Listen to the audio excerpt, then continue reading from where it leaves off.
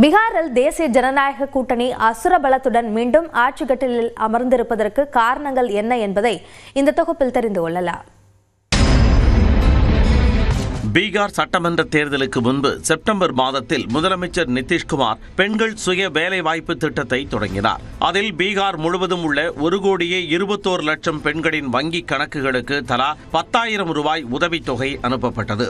பீகாரில் 3,51,00,000 பெண் வாக்காளர்கள் உள்ள நிலையில் அதில் 40 விழுக்காட்டினர் இந்த திட்டத்தில் பலனடைந்தனர். பொதுவாகவே நிதிஷ்குமாரின் முக்கிய வாக்கு வங்கியாக பெண் வாக்காளர்கள் உள்ளனர். கடந்த தேர்தலில் 38 விழுக்காடு பெண் வாக்காளர்கள் தேசிய ஜனநாயக கூட்டணிக்கு வாக்களித்திருந்தனர்.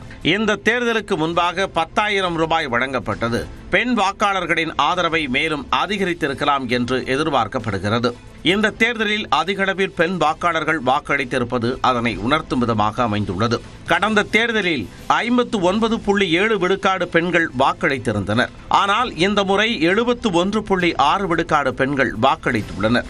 அதேபோன்று கடந்த ஜூலை மாதம் முதல் ஒரு வீட்டிற்கு 125 யூனிட் இலவச மின்சாரம் வழங்கும் திட்டம் அமல்படுத்தப்பட்டது.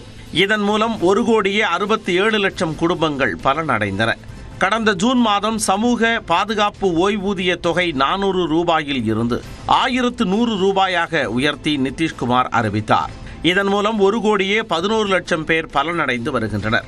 இதேபோன்று தேர்தலுக்கு முன்பு இளம் வாக்காளர்களை கவரும் விதமாக வேலை வாய்ப்பற்ற 25 வயதுக்குட்பட்ட இளைஞர்களுக்கு 2 ஆண்டுகள் வரை மாதந்தோறும் 1,000 ரூபாய் வழங்கப்படும் என்று அறிவிப்பு வெளியிட்டார். இதன் மூலம் 7,60,000 இளைஞர்கள் பயனடைய உள்ளனர். மாணவர் கடன் அட்டை திட்டத்தின் கீழ் கல்வி கடன் பெற்றவர்களுக்கு வட்டி தள்ளுபடி, 2 லட்சம் ரூபாய் வரை கல்வி கடன் பெற்ற மாணவர்கள் அதனை திருப்பிச் செலுத்துவதற்கான காலம் 5 ஆண்டுகளில் இருந்து 7 ஆண்டுகளாக நீட்டிக்கப்படும் என்றும் வாக்குறுதிகளை அள்ளி வீசினார். பீகாரில் சாதி அரசியல் கோலோச்சும் சூழலில் தேசிய ஜனநாயக கூட்டணி அனைத்து பிரிவினருக்கு முக்கியத்துவம் கொடுக்கும் விதமாக வேட்பாளர்களை களமிறக்கியது.